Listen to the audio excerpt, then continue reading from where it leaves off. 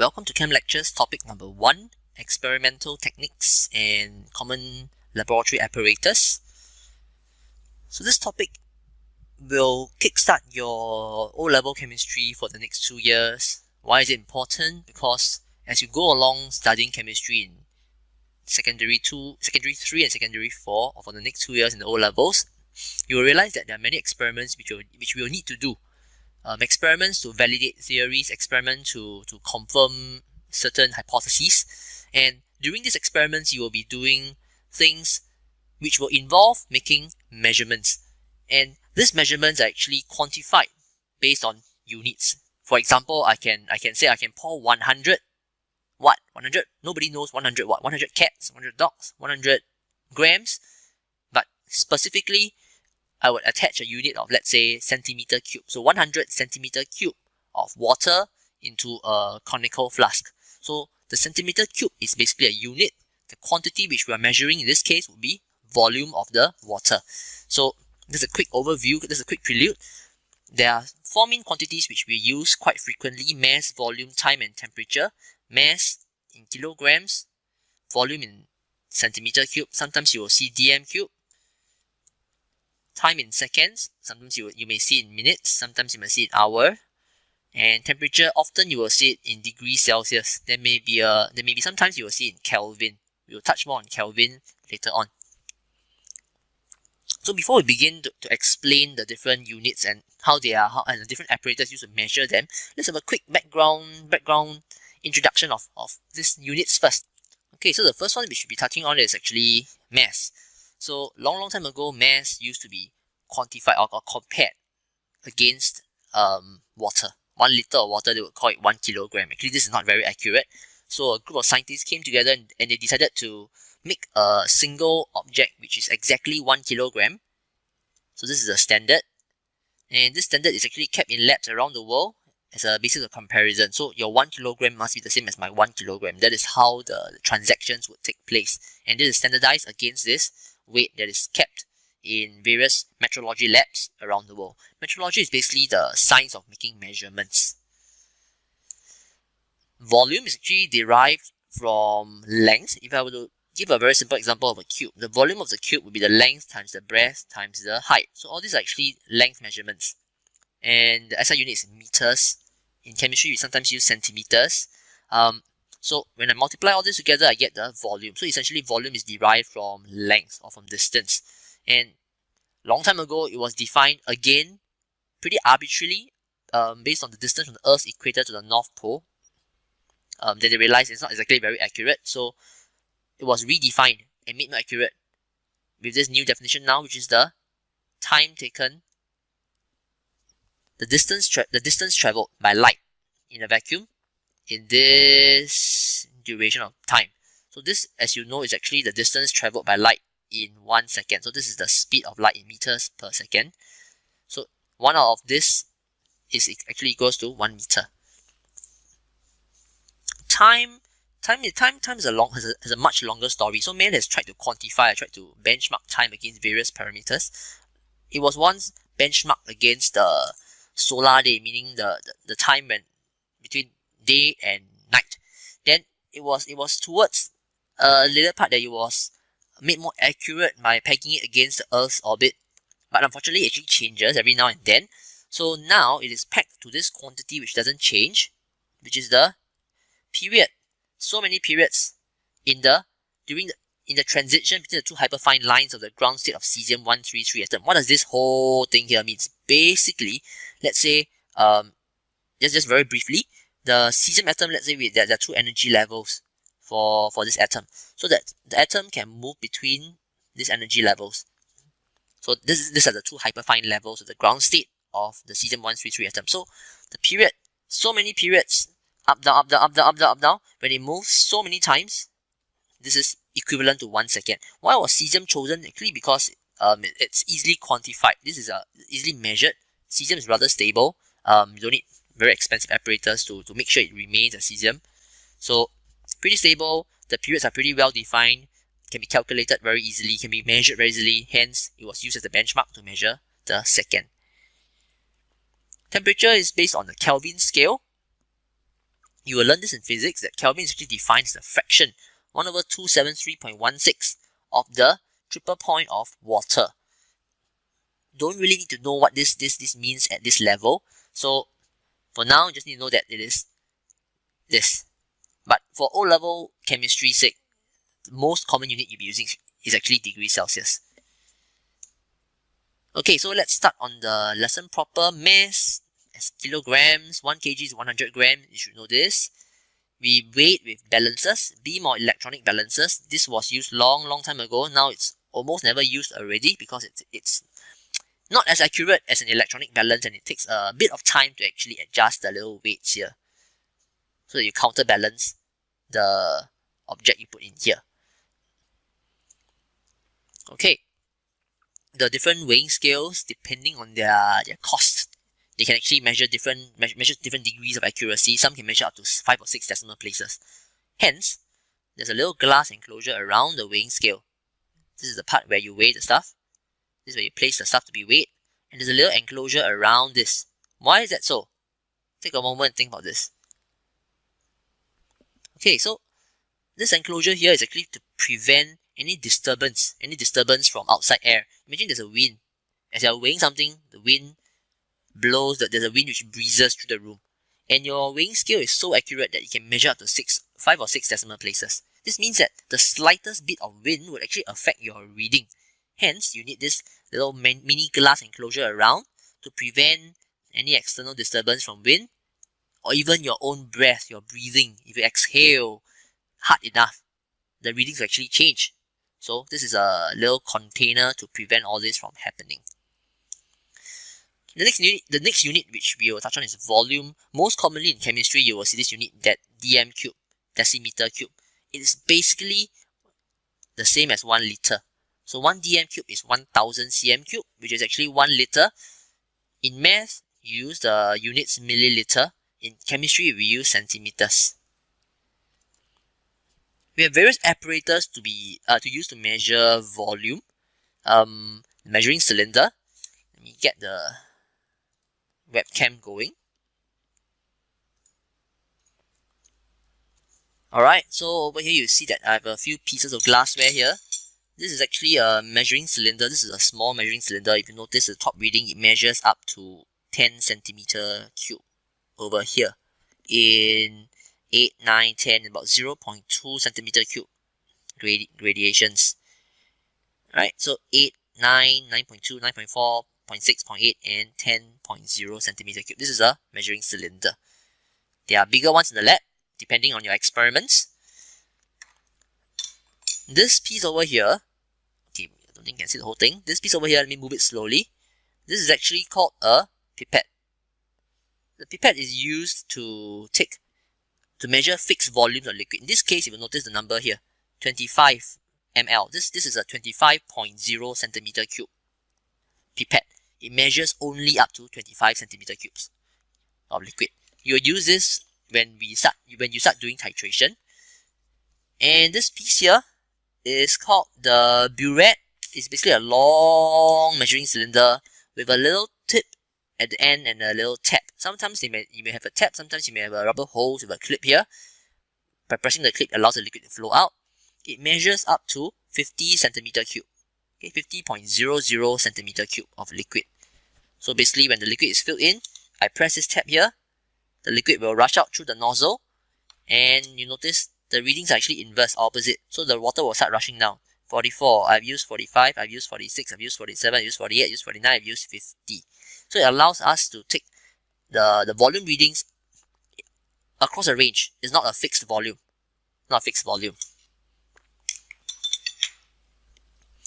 Over here, what we have is actually a volumetric flask.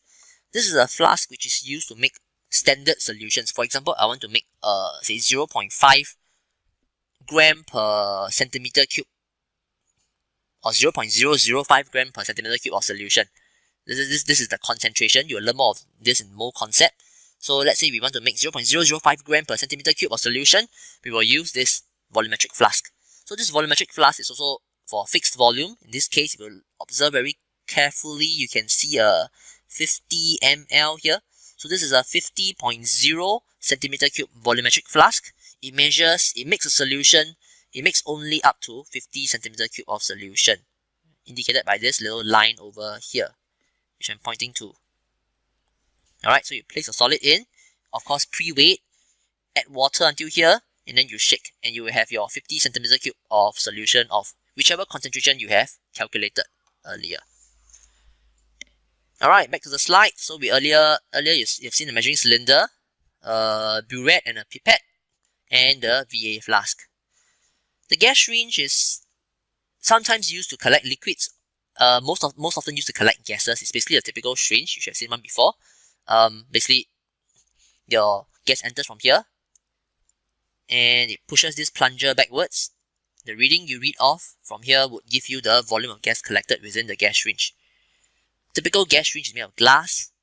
Your school's lab may or may not have it, depending on whether there's a need for this. So as you notice, this is basically the readings here. The gas enters from here, it pushes the plunger back, and you can read off the scale over here to find the volume of gas collected in the gas syringe. Okay, so the next thing is taking the reading of a liquid. When you pour a liquid into a measuring cylinder, you'll notice that the liquid level is not flat. There's instead a little curve here, and this curve is called the meniscus. Depending on the liquid, the meniscus may be curved down or curved up. This is actually mercury. The meniscus of mercury is curved upwards. We always take a reading at the bottom of the meniscus if it curves down, or the top of the meniscus if it curves up. Alright, so for this volume here, this would be a 20.0 centimeter cube reading, because it hits at 20 centimeter cube. Okay, bottom of meniscus or top of meniscus, depending on the curvature of the meniscus. So why is the meniscus of mercury different from that of other liquids? It's basically because mercury is actually a metal. It's a metal in the liquid state. The bonds between mercury are much stronger compared to the bonds between the molecules of water. So in a sense, because it is much stronger, it binds together and it tries to pull everything together. So as it pulls everything together, this little curve appears. Just imagine if it pulls all inwards. Eventually, it will pull to a state where there's one part which cannot be pulled anymore. So you will have this little spherical surface here, which is the meniscus. Okay, so let's practice taking this reading here. So what is the reading on this measuring cylinder here? If you observe, it's between 20 to 30. If you count the units, it's 21, 22, 23. And it's between 23 and 24, so it is 23.5 centimeter cube. You always read to half a division. So basically, this is the one division here it reads to 1 centimeter cube. Half a division is 0.5 centimeter cube. What is the reading on this burette over here? Again, observe 23, 24, so this is 23.5. So 0.5, 0.6, 0.7 is between 23.6 and 23.7, so it's 23.65 centimeter cube. Again, half a division of reading. Each division here is 0.1 centimeter cube, which means half a division is 0.05 centimeter cube. Time is measured in seconds. You should know this. 1 hour is 60 minutes. 60 minutes is equivalent to 3,600 seconds. Temperature, most often we use degrees Celsius, but in the event that Kelvin is given, this is the way to convert. Just add 273 to the degrees Celsius. Okay, the two most common apparatus used to measure temperature in the lab are the thermometers, alcohol, and mercury in glass. Depending on what you want to use it for, both are perfectly suitable for the task.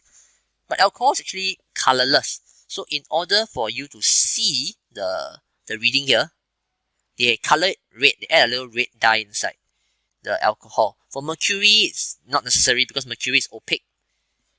It's a bit silvery. Silvery is opaque. It may be a bit hard to see on the diagram here, but not to worry. When you are in the lab, if you hold up the thermometer, you will be able to see it very clearly. So let's practice taking a reading here. What is the reading on this thermometer over here? This is 30. This is the 30 degrees Celsius mark. So given that this is 20 and 30, and each unit is 1 degree Celsius, 20, 21, 22, 23, 24, 25, 26, 27, 28, 29, it is between 29 and 30, so it is 29.5 degrees Celsius. 1 unit here is 1 degree Celsius, half a unit will be 0.5 degrees Celsius. So it's 29.5 degrees Celsius. Okay, so which brings us to the next point. Why do we need to collect gases or collect liquids or collect whatever stuff during an experiment?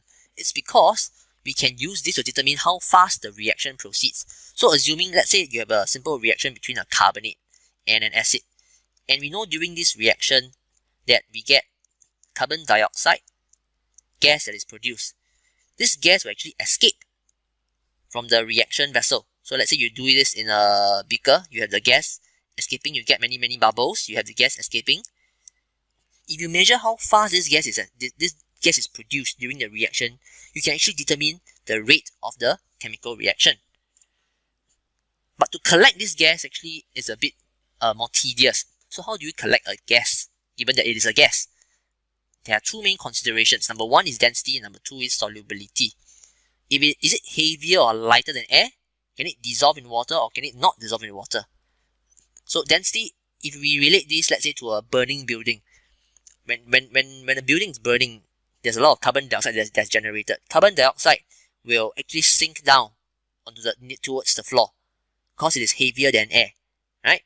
Helium floats. Helium, we use it to pump a balloon, the balloon will float. Why does helium allow the balloon to float? Because helium is actually less dense than air, so it's much lighter than air. Solubility in water, let's say for example, we have let's say chlorine. So chlorine can dissolve very well in water. It can dissolve very well in water to give you bleach solution, hypochlorite solution. But another gas like say hydrogen, no matter how much you bubble into water, doesn't really dissolve. It is actually considered as insoluble in water. Okay, so depending on these two properties of density and solubility, there are four methods which we can use to do a gas collection. Let's focus on these two here first. Notice the difference between these two are the positions of this thing which we call the gas jar. Okay, the gas jar is basically a huge measuring cylinder without any readings. So this method is called downward delivery. The gas you're collecting is pumped in like that. So if this gas is lighter than air, it will escape, which means that this method can only be used for gases which are denser than air. Similarly, this is the gas jar that is inverted. The gas is pumped in this way. So as the gas is collected inside, it will tend to escape if it is denser than air. Because if it's denser, you will sink. Then air will go in and replace, which means that this method can only be used to collect gases that are less dense than air. The first one here involves bubbling the gas through a liquid. In this case, it's water. So if the gas is soluble in water and you bubble it through, you will not collect anything here because it will simply dissolve in the water, which means that this method can only be used to collect gases which are insoluble in water or very slightly soluble in water. For example, oxygen. Fish can survive in water. Why? Because oxygen can dissolve very slightly. A little bit can dissolve in water, and that's enough for the fish to survive. But for the purpose of gas collection, we can consider oxygen as being rather insoluble in water, because if I were to bubble it through, most of it will actually be collected in the gas jar. Alright? The last method here is using a gas syringe. This one allows gases to be collected regardless of density or solubility, because you're not passing this through water and you're not exposing this to the air from outside, unlike these two gas jars here. What is unique about this is that there are readings on the gas syringe. There are readings, which means that I can measure how much gas is collected. So in the event that I need to monitor the rate is basically how much per second. I can use a gas syringe. I can take a reading of let's say 10 centimeter cube at 10 seconds. So I know that in 10 seconds, 10 centimeter cube of gas has been collected or has been produced by the chemical reaction. Okay. The next thing that you will need to know is basically how to collect dry samples of gases. If you think about this, most of the reactions take place with aqueous reactants, which means that during the reaction there will be water vapor. But sometimes we only want to collect the gas. We don't want to collect the water vapor. So we must find a way to dry the gas. Drying the gas is not like drying a piece of cloth. You cannot just press the cloth dry or leave it to hang under the sun. You have to use a chemical agent to dry the gas. And to dry a gas, we must first know its properties. Is it acidic? Is it alkaline? Or is it neutral? Because depending on these three properties, depending on this property, we will select the appropriate drying agent. So the most common drying agent is concentrated sulfuric acid. This is acidic, it's an acid. So it cannot be used to dry alkaline gases, because an alkali will simply react with the acid and then you will have nothing. You have salt and water, so it will disappear. So an acidic drying agent can only be used to dry acidic gases. The gas is bubbled through, corn H2SO4 will absorb away all the water vapor, all the water, and then the dry gas will pass out from here. If the gas is alkaline, for example ammonia, we can use an alkaline drying agent like calcium oxide. So again, the gas is passed in, when it goes through, the water is absorbed and the alkaline gas comes out. If the gas is neutral, then it's very simple. We simply use fused calcium chloride. It goes through, no reaction will actually take place because it's neutral. So it just passes through and the dried gas comes out from the other end. This is actually called a U-tube. The U-tube is not just only for fused calcium chloride. You can also put in calcium oxide into the U-tube. Okay, you can also use calcium oxide in the U-tube. You can't use sulfuric acid in the U-tube. Why? If you notice very carefully, the gas has to be bubbled in to the sulfuric acid. Okay, so this is one of the more common uses of calcium chloride. Fused calcium chloride is used as a dehumidifier. You would probably have seen this kind of examples around, this kind of product around, maybe by different brands. So as it absorbs the water vapor, it dissolves and it collects at the bottom of the container here. So this is basically just a simple dehumidifier. Some properties of common gases here which you will need to know. Why? Because as I mentioned earlier, to collect a gas, you need to know whether its density, whether it's less dense or denser than air, and you need to know its solubility. Over here, you will see soluble, slightly soluble, and so forth. You can take all these as soluble. Soluble, soluble, slightly soluble, you take it as insoluble. Okay, for the purpose of gas collection, you can take it as insoluble. Alright, so other than measuring the rate of a reaction from the volume of gas produced per unit time, you can also measure the change in mass. So again, the same reactants here, carbonate plus acid, the CO2 will actually escape into the environment. So as it escapes into the environment, what happens? There's a loss in mass, because what I have left is just this and this. So my mass reading here will start to decrease. I can actually plot the decrease. Let's say I take measurements. At 0 seconds it is this reading, at 10 seconds it is this reading, and so forth. I will be able to plot a change in mass over time. Change in mass over time. So the mass drops over time, or the mass increases over time until it remains constant. So my next question for you is, why is there a plateau over here? So why does the reading suddenly keep constant after some time? If you see this chemical reaction here, you have two reactants, which means that if one of them is used up, or if both are used up at the same time, the reaction will stop. No more CO2 will be produced. That means no more changes to the reading on the mass, on the balance. So the mass reading after some time will remain unchanged, because one or both the reactants has been used up. Essentially, the reaction has stopped. So this is the other possible graph. Again, the plateau here. And if you noticed, there's actually a cotton plug at the top of the conical flask. Sometimes questions may ask you, why is there a use of a cotton plug at the top? Maybe you want to think about this for a minute or so. You can pause the video here. Alright, so basically, if you remember this reaction, during this reaction, you get carbon dioxide produced. And the carbon dioxide will actually result in effervescence. You'll see a lot of bubbling here, a lot of bubbling. So this bubbling will result in a very fine mist of water a liquid mist being produced. So if you put your hand above the conical flask, you will feel dampness. You can try this by opening a can of soft drink. When you open a can of soft drink and pour it into a cup, if you place your hand over the mouth of the cup, you will notice that your hand will feel damp. Why? Because the fizzing, the effervescence, the loss of carbon dioxide, all the bubbling inside will result in a very fine mist being produced, and this mist is actually lost. But in this experiment, we only want to measure how much carbon dioxide is lost and how fast.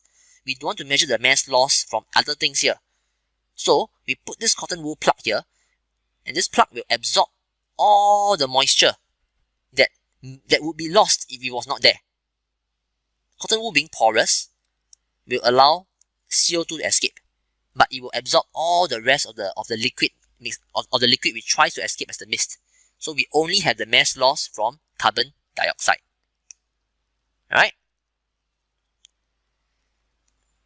So it means that there's no unnecessary loss of mass, and the reading and the experiment is actually much more accurate because we are accurately measuring the loss of only one item here, which is carbon dioxide. Alright, so this brings us to the end of the first topic of measurement and experimental techniques. We will see you in the next topic of purification and separation. In the meanwhile, have a nice day ahead.